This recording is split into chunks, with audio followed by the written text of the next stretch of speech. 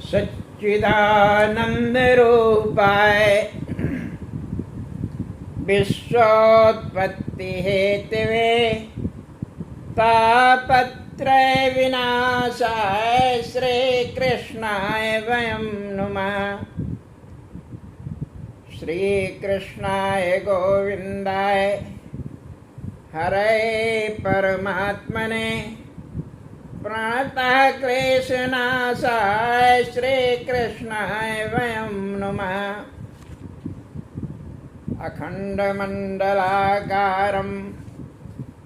व्याप्तेन चराचरं तत्पदं दर्शितं येन तस्मै श्री गुरुवे नमः। बंधुओं, जैसा कि आप लोग जानते हैं कि इस कार्यक्रम में हम आप लोगों के समक्ष श्रुति, स्मृति, पुराण और गीता, महाकाव्य आदि के विषयों में चर्चा करते हैं।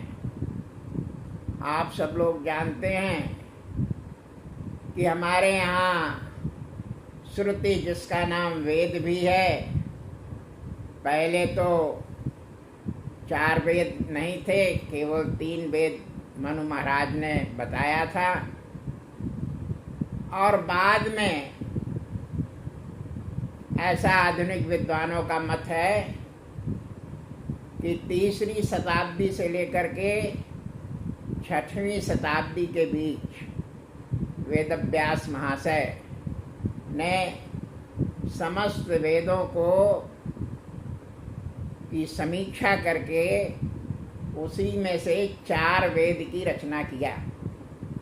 और तब से 4 वेद, ऋग्वेद, अथर्ववेद, ऋग्वेद, यजुर्वेद, सामवेद और अथर्ववेद, ये 4 वेद की गणना की जाती है। और वेदों के बाद हमारे यहाँ जो है वो स्मृतियों की रचना हुई। वेद के बाद स्मृतियाँ, फिर पुराण। पुराण के बारे में अभी हमने आप लोगों के बीच में बात रखी कि जो आधुनिक विद्वान हैं उनका कहना है कि इन पुराणों की रचना वेदव्यास एवं उनके शिष्यों ने मिलकर के 3री से 6वीं शताब्दी में किया। इस बात की चर्चा हमने अपने पूर्ववर्ती वीडियो में किया था। और बाद में सारी बातें जो हैं वह हम लोगों के समक्ष हमारे धर्म और संस्कृति के रूप में हमारे और आपके बीच में उपस्थित है। पिछले कार्यक्रम में हमने आपको बताया था कि धर्म का विकास किस प्रकार से हुआ, और आज आप लोगों के बीच में हम चर्चा करने वाले हैं कि धर्म, सभ्यता और संस्कृति। सभ्यता और संस्कृति क्या है, और भारतीय संस्कृति, वैदिक संस्कृति, आर्य संस्कृति, या यूँ कहिए कि सनातन संस्कृति क्या है, और उसको आधुनिक विद्वान हिंदू संस्कृति भी कहते हैं।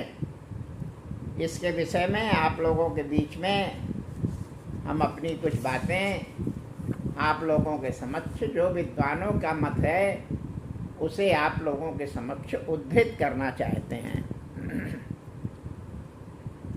संस्कृति के बारे में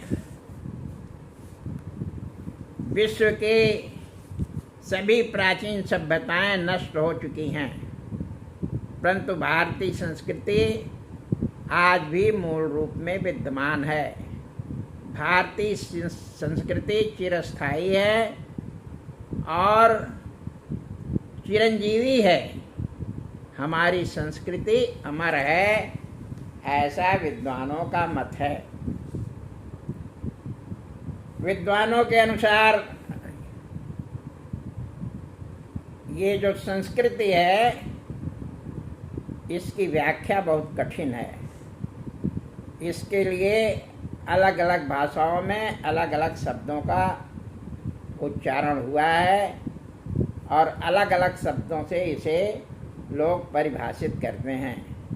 हमारे भारतवर्ष में ही जो मूल हिंदू दर्शन का अभिन्न भाग है, उसमें पंजाबी में संस्कृति को सभ्यवाद कहते हैं या सभ्याचार कहते हैं। इंग्लिश में इसे कल्चर कहते हैं, हिंदी में संस्कृति कहते हैं, और इसी तरह से लैटिन भाषा जो यूरोप की भाषाओं की मूल जननी है, उसमें इसे कल्टोरा के नाम से जाना जाता है। हमारे यहाँ संस्कृति कहते हैं, उनके यहाँ कल्टोरा कहते हैं। तो इस प्रकार से संस्कृति के बारे में विभिन्न विद्वानों का, विभिन्न धर्मावलंबियों का, विभिन्न मतावलंबियों का अलग अलग जो है वो विचार है। अब इसका अर्थ, कल्टोरा का अर्थ आपने सुना होगा एग्रो कल्टीवेशन। कल्टीवेशन माने खेत की जुताई, और इसी तरह से ये कल्चर के माने आपने शब्द सुना है हार्टिकल्चर, माने बागवानी, बाग के विषय में खेती, जो हल से बाग की जुताई की जाती है। उसी तरह से ये हमारी कल्चर है। कल्चर का अर्थ जो है वह लोग हल से लगाते हैं। और रवीन्द्रनाथ ठाकुर भी इसलिए कुष्ठ शब्द का प्रयोग करते हैं। कुष्ठ का मतलब भी बंगला में खेत जोतना ही होता है, जिसका अर्थ है कृषि करना। इन भिन्न भिन्न भाषाओं के शब्दार्थ में भाव स्पष्ट नहीं होते। शब्दों के झमेले से मूल अर्थ का चेतना हमारी जिज्ञासा, हमारी आकांक्षाओं को प्रकट करती है। संस्कृत को सभ्यता का बौद्धिक पार्श्व कहते हैं। ये जो संस्कृति है वह सभ्यता शब्द है, उसी का पार्श्व है। पार्श्व माने जो सभ्यता के पीछे की चीज है, जो सभ्यता के पीछे है वही है संस्कृति। तो इसके बारे में विद्वानों का कहना है कि भिन्न भिन्न भाषाओं के शब्दार्थ भाव प्रकट नहीं होते हैं। शब्दों के झमेले के मूल अर्थ या चेतना, जिज्ञासा हमारी आकांक्षाओं को प्रकट करती है। संस्कृत को सभ्यता का बौद्धिक पार्श्व कहते हैं। सभ्यता स्थूल तत्व का नाम है और संस्कृत एक सूक्ष्म तत्व का नाम है। सभ्यता अस्थिर तत्व है। सभ्यता तो समाप्त होती रहती है। कुछ समय कोई सभ्यता रहती है, कुछ समय कोई सभ्यता रहती है। जिसका शासन रहता है उसकी सभ्यता रहती है। लेकिन जो कल्चर है वह मिटती नहीं है, वह तो रहती है। सभ्यता अस्थिर तत्व है, भौतिक तत्व है, और संस्कृत एक मानसिक, कलात्मक, आध्यात्मिक आयाम है। भवन सभ्यता है और सभ्यता बाहरी तत्व है और संस्कृत भीतर का तत्व है। ऐसा विद्वानों का मत है। मानव जगत एवं मानवेतर जगत में समन्वय, इसे लोग गंगा यमुनी संस्कृति कहते हैं। गांगे चिंतन और यमुने चिंतन कहा जाता है। उनका कहना है कि जितनी भी सभ्यताएं आई, वे सारी सभ्यताएं मिलकर के गंगा और यमुना के रूप में मिलकर के अपना अस्तित्व बनाए हुए हैं। इसे गांगे संस्कृति कहते हैं। इस प्रकार गंगा यमुना के मेल के रूप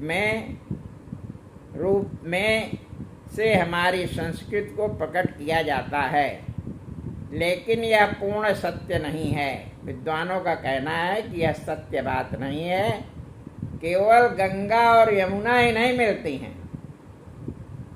आप जो हैं दो सभ्यताओं को मत जोड़िए, केवल गंगा और यमुना को मत जोड़िए, केवल भारतवर्ष में प्रचलित कुछ जो सभ्यताएं हैं उनके मिलन को ही न जोड़िए।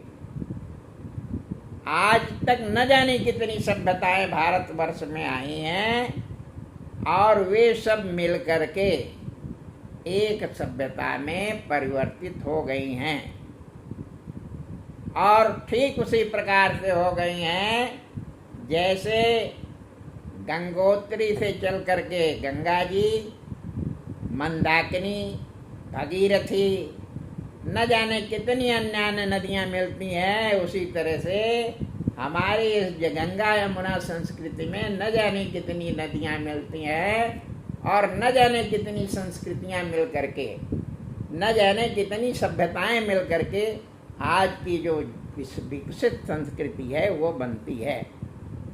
और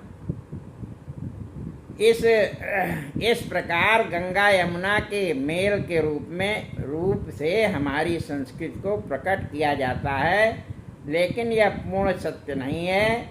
हमारी गंगा में अन्य अनेक नदियां आकर मिलती हैं, परंतु मूल धारा गंगा की धारा है।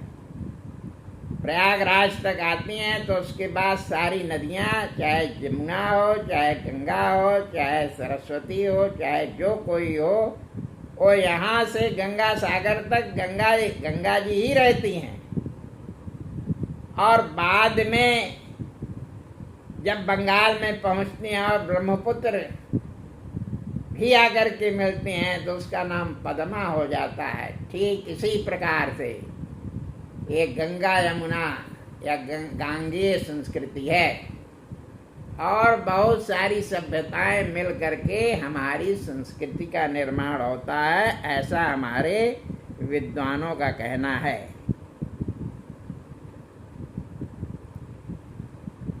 सभी मिलकर गंगा हो जाती है हमारी संस्कृति को। कुछ लोग आर्य संस्कृति एवं द्रविड़ संस्कृति के रूप में देखते हैं। यदि हम इन दो शब्दों की व्युत्पत्ति पर विचार करें तो आर्य का अर्थ होता है गति और द्रविड़ का अर्थ होता है द्रुत गति। दोनों का अर्थ, आर्य का भी और द्रविड़ का, दोनों का संस्कृत में अर्थ जो है वो गति होता है। द्रुत गति या जल्दी चलना, दोनों में गतिशीलता की भावना है। चाहे आर्य हो या द्रविड़ हो, दोनों जो हैं आगे बढ़ते हैं। इस तरह से दोनों में समानता है, चलने की भावना है, प्रगति की भावना है। वेदों में भी यही शब्द आया है, चरैवेति चरैवेति शब्द का प्रयोग हुआ है, अर्थात चलते रहो, सतत गतिशील रहो। इसी को भारतीय संस्कृति, सनातन संस्कृति, वैदिक संस्कृति, हिंदू संस्कृति, जो भी नाम देना चाहें आप, इस प्रकार दोनों अलग अलग नहीं हैं, एक ही है। हमारी संस्कृति समन्वय की संस्कृति है। हमारी संस्कृति पश्चिम की संस्कृति के दृष्टि का अंतर है। हमारी जो भारतीय संस्कृति है और पश्चिमी संस्कृति, दोनों में महान अंतर है। इतिहास में आग लगने की दो घटनाएं आती हैं।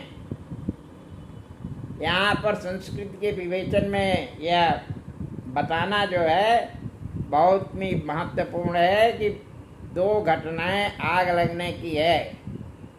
एक घटना है, रोम जल रहा था।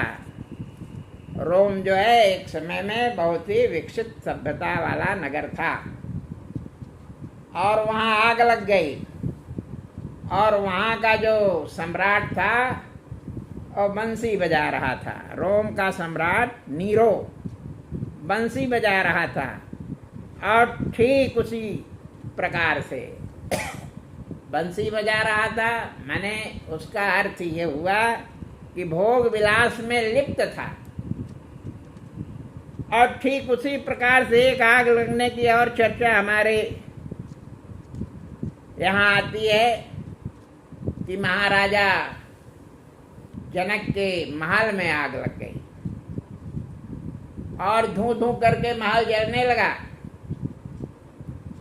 इंद्र जो है अपना वेश बदल करके आए और राजा जनक के पास गए। जनक से यह अपेक्षा करना चाहते थे कि जनक कहें कि आप जो हैं कोई व्यवस्था करो और हमारी आग बुझ जाए।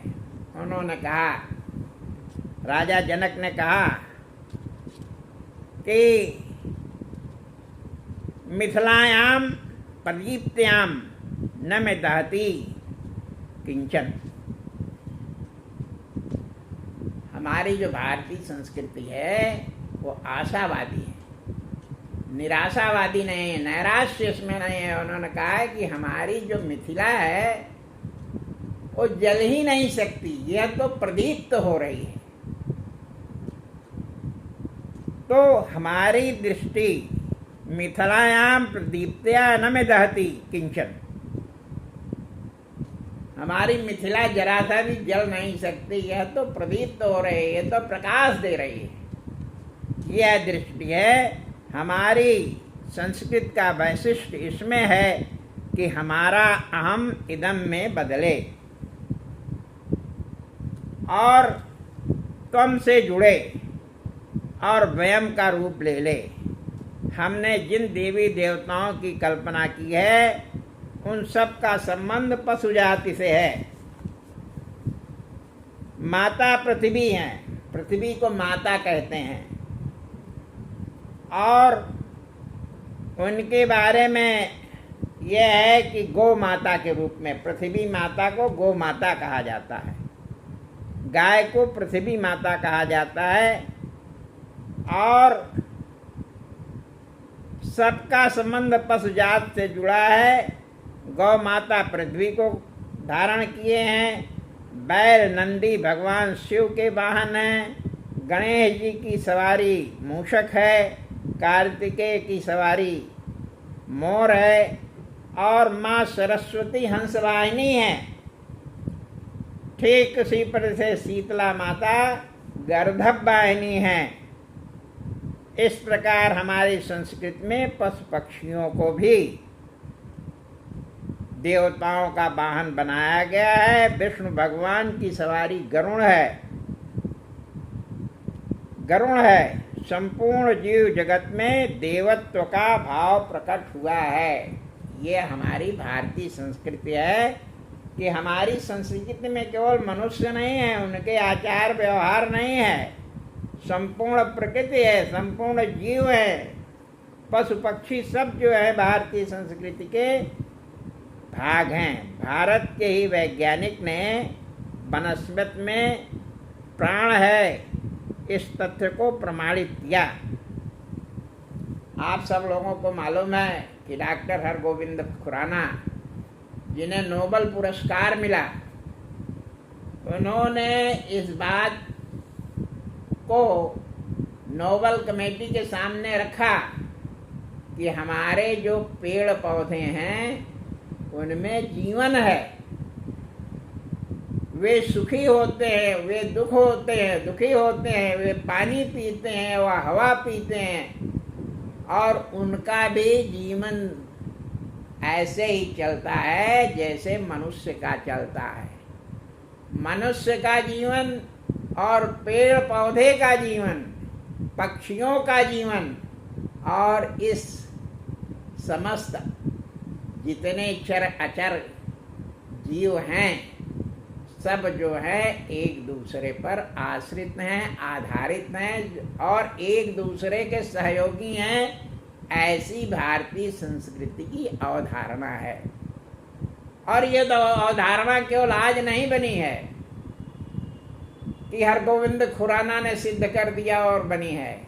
यह बात जो है महाभारत काल में भी, महाभारत में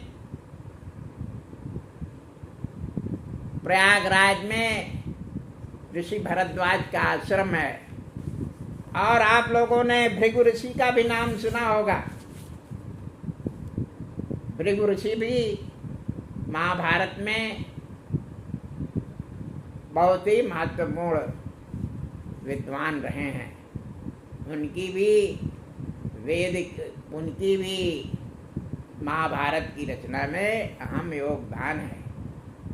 और उनके बीच में और भरद्वाज के बीच में, भृगु महाराज के बीच में और भरद्वाज के बीच में एक परिचर्चा हुई थी। उन्होंने प्रश्न किया था कि अमिता नाम महाशब्दो याति भूतानि समन्वयम ततस्तेषां महाभूतस् शब्दो अन्य वयते था। और इसका उत्तर जो है वो भरद्वाज मुनि ने दिया था। भरद्वाज पंचमर्याद भूतेषु युक्ता स्वास्थ्य जन्मना स्वराणाम च दृश्यते शरीरे पंचघातक पंचधात्वा। भरद्वाज ऋषि ने अपने उत्तर में बताया था कि ये जो आपको वृक्ष दिखाई दे रहे हैं वे भी उन्हीं अवयवों से बने हैं, पंच महाभूतों से बने हुए हैं, जिन पंच महाभूतों से मनुष्य का शरीर है। और यहाँ जितने जीव मात्र प्राणी हैं वे भी उसी पंच महाभूत से बने हैं। उनका भी जीवन जो है छित जल पावक गगन समीरा, इनकी युति से ही है। मनुष्य भी इसी से है, पशु पक्षी भी इसी से है, हर तरह के जीव भी इसी से हैं और यहाँ के जो वृक्ष हैं वो भी इसी तरह से हैं। इसलिए सब एक दूसरे पर आश्रित हैं। यह भारतीय संस्कृति है। इसमें जो है वह यहाँ के जितने पर्वत हैं, जितने वृक्ष हैं, जितने मनुष्य हैं, जितने जीव हैं, सब जो है एक दूसरे पर आश्रित हैं। ऐसा महाभारत में वृक्षाणाम चेतनस्तत्वम, ऐसे जो है वह महाभारत में जो है शांति पर्व में आया है, यह चर्चा आई है। तो यह कोई खुराना के ही कह देने से या उनको नोबेल पुरस्कार मिल जाने से, नोबेल पुरस्कार तो कल की बात है।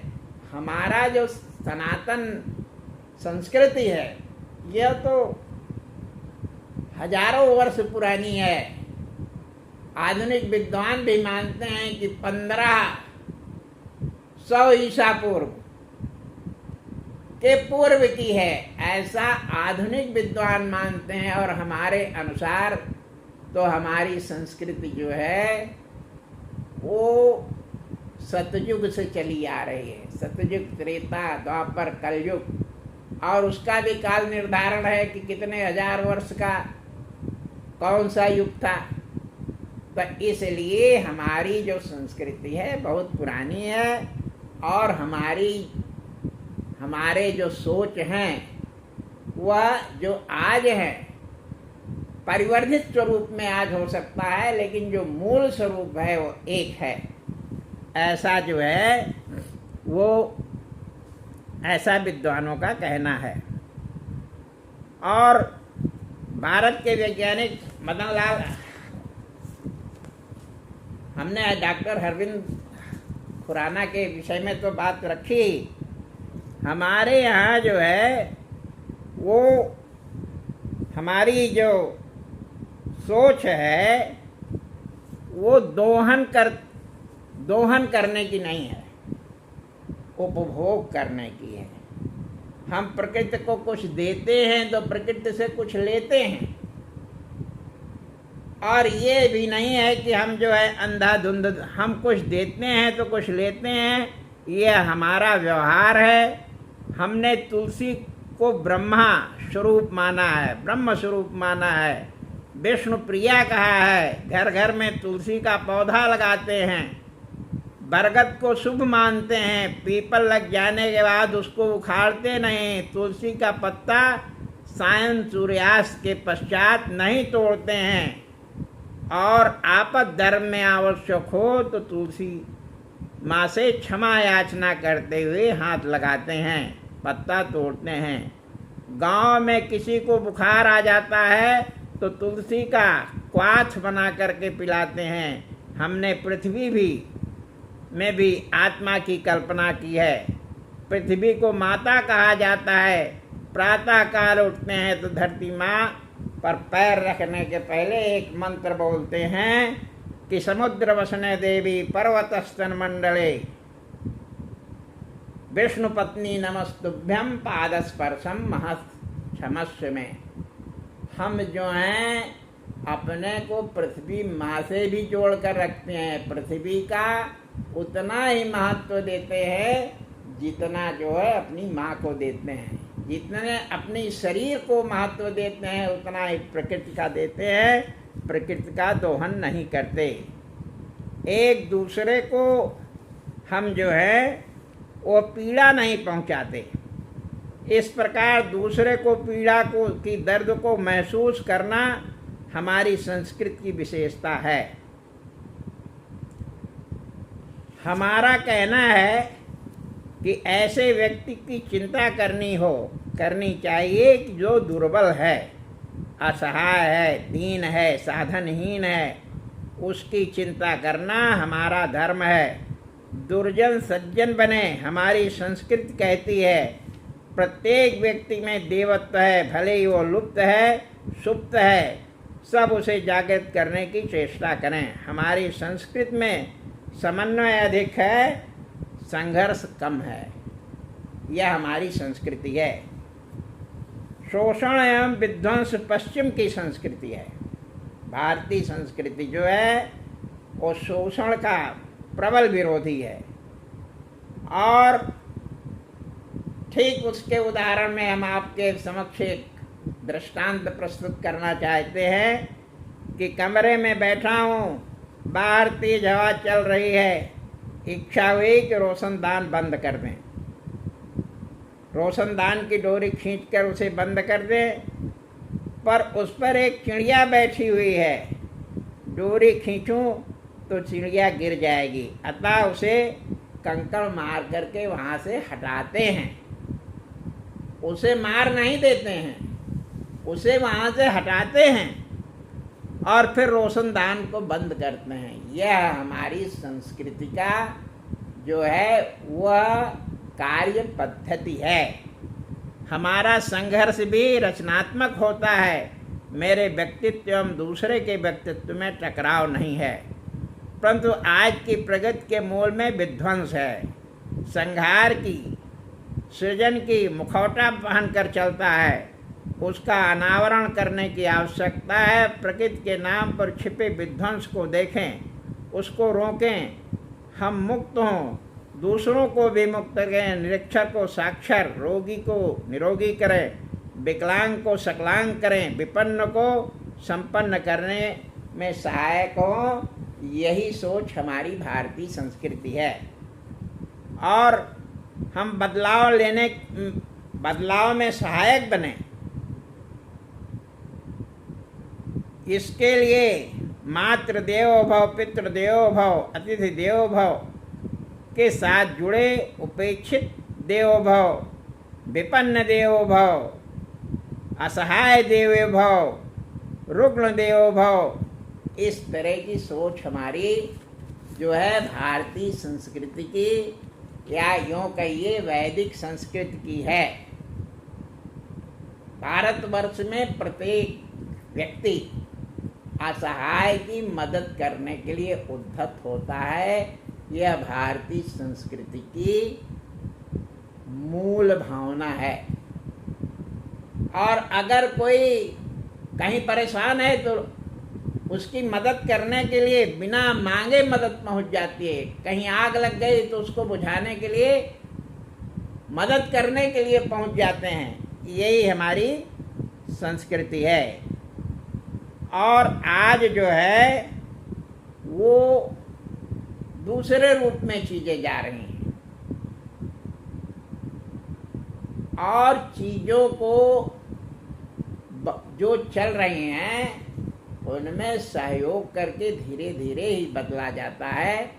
एक बार एक कथा आती है कि भगवान राम के पूर्वज मानधाता वैष्णव थे। एकाएक कोई परिवर्तन आता है ऐसा नहीं, और ऐसा लाना भी नहीं चाहिए।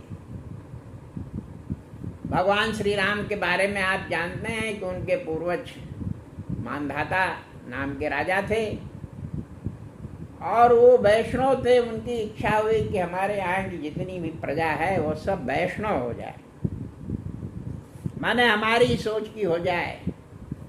क्योंकि बहुत सारे तरह के मत होते हैं, शाक्त है, शैव है, शाक्त है, वैष्णव है, तो चाहते थे कि सब वैष्णव हो जाएं। उन्होंने इंद्र के पास जाकर के कहा कि मेरी प्रजा का प्रत्येक व्यक्ति वैष्णव बने, ऐसी मेरी इच्छा है। उसे संदेश मिला जो इंद्र ने उन्हें समझाया और कहा कि ऐसा है कि आप अपने इष्ट की पूजा करिए, और कौन किस इष्ट की पूजा कर रहा है इससे बहुत मतलब न रखिए। सबको अपने अपने इष्ट की पूजा करने दीजिए। यह जो है वह भारतीय चिंतन है। और हिंदू जीवन दर्शन जो है वह समन्वय का स्वरूप है। दो तत्व हैं, मम दानम तथा मन आनम। आप लोगों के समक्ष एक बात रखते हुए हम, क्या अंतर है भारतीय संस्कृति में और पाश्चात्य संस्कृति में। एक माँ जो है उसका बेटा विदेश में रहता था, काफ़ी दिनों से उससे आपस में संपर्क नहीं हो पाया था, फोन भी नहीं लग पाया था, बात भी नहीं हो पाई थी इसी कारण से। और माँ ने अपने बेटे को टेलीफोन मिलाया, बड़े मुश्किल से टेलीफोन लग गया, तो बेटे ने टेलीफोन उठाया और उसने कहा कि mummy I have no time, if you need money I may send it. माँ के वात्सल्य को धक्का लगा। यह है भोगवादी संस्कृति का प्रभाव। वह मातृ देव भाव नहीं है। अतः हम अपनी संस्कृति के गौरव को पहचाने, पश्चिम के भोगवादी की तरफ न दौड़ें, इस विष कन्या के आक्रमण से बचें। ऐसा हमारे विद्वानों का हम सब के लिए जो है वो सलाह है। अब आप लोगों के समक्ष जो है इसी संस्कृति के बारे में बात रखते हुए ये बताना चाहते हैं कि इसके जो है वो भारतीय संस्कृति के कुछ गुण हैं, और वे गुण हैं 11 गुण होते हैं। भारतीय संस्कृति के 11 गुण हैं। पहला तो है कि प्राचीनता। ये हमारी जो भारतीय संस्कृति है बहुत प्राचीन है। दूसरा शाश्वतता। भारतीय संस्कृति शाश्वत है। हम इसको डिटेल में भी आप लोगों के समक्ष में रखेंगे। अनेकता में एकता, जहाँ बहुत सारे लोग हैं आपसी सहमति से एक जैसा आचरण करें। कुछ आपको छोड़ना पड़ेगा, कुछ उनको छोड़ना पड़ेगा, तो ऐसे ही अनेकता में एकता आएगी। और आत्मसात की भावना, हम आपको स्वीकार करें, आप हमको स्वीकार करें, यह भारतीय संस्कृति की भावना है। और पांचवा है समन्वय की प्रवृत्ति। भारतीय संस्कृति में समन्वय की प्रवृत्ति है। और आध्यात्मिकता, छठवां है आध्यात्मिकता। और सातवां है वर्णाश्रम। भारतीय संस्कृति में वर्णाश्रम भी है। और आठवां है विश्व बंधुत्व। नौवां है लोक परलोक का विश्वास। भारतीय संस्कृति में लोक परलोक का भी विश्वास है। धार्मिक सहिष्णुता है, अवतारवाद है। इसे हम आप लोगों के समक्ष डिटेल में रखना चाहते हैं। भारतीय संस्कृति जो है वो बहुत प्राचीन होते भी अस्थायी है। विश्व की अन्य संस्कृतियां नष्ट हो गई, परंतु भारतीय संस्कृति अमर है। आपने इसी गुण के कारण जो हमने अभी आपको कुछ विशेषताएं बताई। अनेकता में एकता, भारतीय संस्कृति की प्रमुख विशेषता अनेकता में एकता है। भारत में अनेक जातियां, धर्म और भाषाओं का जमघट होते हुए भी मूल में भारतीय संस्कृति का एकात्मक रूप है। भारत में हिमालय से कन्याकुमारी तक संस्कृत के क्षेत्र में एक आंतरिक एकता पाई जाती है। समूचा भारत अनेक भौगोलिक भूभागों में विभाजित है, परंतु अनेक भूभाग एक दूसरे पर आश्रित हैं। भारत के कण कण में एक सार्वभौम एकता दृष्टिगोचर होती है। सांस्कृतिक एकता के कारण ही यहाँ का प्रत्येक नागरिक स्वयं को भारतीय का कहलाकर गौरव की अनुभूति करता है। आत्मसात की भावना, ईरानी, यूनानी, हूण जातियों की संस्कृतियों को भारतीय संस्कृति ने आत्मसात कर लिया। उनकी संस्कृति भारतीय समाज का अंग बन गई, परंतु भारतीय संस्कृति फिर भी अक्षुण्ण है। त्याग को उदारता भारतीय संस्कृति की प्रमुख विशेषता है। त्याग और उदारता। समन्वय की प्रवृत्ति, भारतीय संस्कृति की एक अन्य विशेषता समन्वय की प्रवृत्ति है। भारतीय संस्कृति शारीरिक, मानसिक तथा आध्यात्मिक तीनों का विकास समन्वित रूप से है। ग्राह्यता में भारतीय संस्कृति का प्रधान गुण है।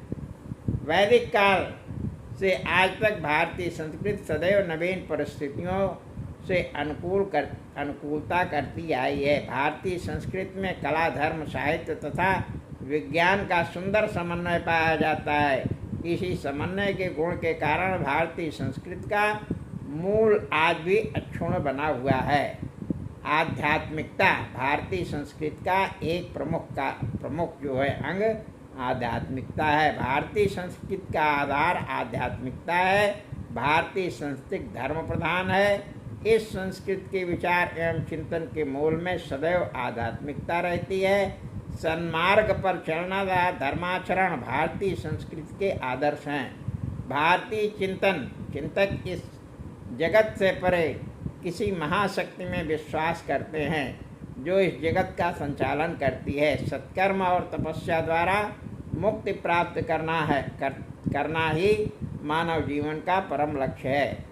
धर्म, अर्थ, काम और मोक्ष मानव जीवन की विभिन्न सीढ़ियाँ हैं। वर्णाश्रम व्यवस्था, भारतीय संस्कृति की मुख्य विशेषता उसका वर्णाश्रम पोषक स्वरूप है। भारतीय धर्माचार्यों ने समाज को ब्राह्मण, क्षत्रिय, वैश्य, शूद्र 4 वर्णों में विभक्त किया है। आर्यों ने मानव जीवन को ब्रह्मचर्य, गृहस्थ, संन्यास, वानप्रस्थ आदि 4 आश्रमों में विभक्त किया है। वे चारों आश्रम पुरुषार्थ, धर्म, अर्थ, काम, मोक्ष प्राप्ति के साधन हैं। विश्व बंधुत्व की भावना भारतीय संस्कृति सत्यम शिवम सुंदरम की पोषक है। यह वसुधैव कुटुंबकम को स्वीकार करती है तथा विश्व बंधुत्व के प्रमुख आदर्श को प्रस्तुत करती है। मैत्री, करुणा और बंधुत्व भारतीय संस्कृति के आदर्श रहे हैं। यह सर्वजन सुखाय तथा सर्वजन हिताय के आदर्श की पोषक है। यह सब सुखी हो, सब संपन्न हो, सर्वत्र शांति हो, यही भारतीय संस्कृति का लक्ष्य रहा है। मानव मात्र का कल्याण ही भारतीय संस्कृति की मुख्य भावना है।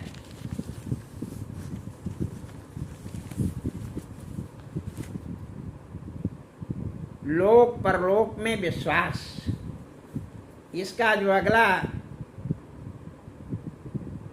महत्वपूर्ण अंश है, भारतीय संस्कृति का लोक परलोक में विश्वास है। इस विश्वास ने भारतीय जीवन दर्शन को अत्यधिक प्रभावित किया है। भारतीयों का यह विश्वास है कि अच्छे कर्म करने से परलोक में शांति मिलती है तथा प्रत्येक ऐसा व्यक्ति मोक्ष प्राप्त करता है। धार्मिक सहिष्णुता, भारतीय संस्कृति में सर्वधर्म समभाव की भावना प्रधान है। अर्थात भारतीय संस्कृति किसी भी धर्म को दर्शन को की उपेक्षा नहीं करता। अशोक, समुद्रगुप्त, चंद्रगुप्त द्वितीय आदि सभी धर्म सहिष्णु थे। अवतारवाद, भारतीय संस्कृति अवतारवाद द्वारा प्रतिपादित है। हिंदुओं की यह धारणा है कि जब जब आवश्यकता पड़ती है तब तक भगवान किसी न किसी रूप में अवतार लेते हैं तथा धर्म एवं सज्जनों की रक्षा करते हैं और उनका उद्धार करते हैं।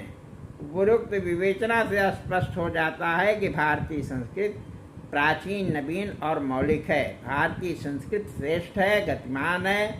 इन्हीं सांस्कृतिक विशेषताओं के कारण भारत एकता के सूत्र में बंधा है। भारतीय संस्कृति की मूल धारा सदैव प्रवाहित होती रहेगी। बंधुओं, हमने आप लोगों के समक्ष आज भारतीय संस्कृति के विषय में 2 शब्द कहे। अगर आपको मेरी यह बात जो है वो पसंद आती है कि समाज के सामने इस प्रकार के वीडियो बना करके आप लोगों के समक्ष प्रस्तुत किया जाए, तो इस कार्यक्रम को आप अपने मित्रों के बीच में शेयर करिए, आप लाइक करिए और इस कार्यक्रम को सब्सक्राइब करिए। अगर आप इसको सब्सक्राइब करेंगे तो इस तरह का जब भी कोई कार्यक्रम या वीडियो बनेगा आपके पास तक उसकी सूचना पहुंच जाएगी। इसलिए निवेदन है कि आप स्वयं भी और अपने मित्रों के माध्यम से भी इसको सब्सक्राइब करवाइए, जिससे जो है इस तरह के जो जीवनोपयोगी और उदात्त दृष्टि को बढ़ाने वाले कार्यक्रम आप लोगों के बीच में आवें, तो इस कार्यक्रम को सब्सक्राइब, लाइक और शेयर अवश्य करिए।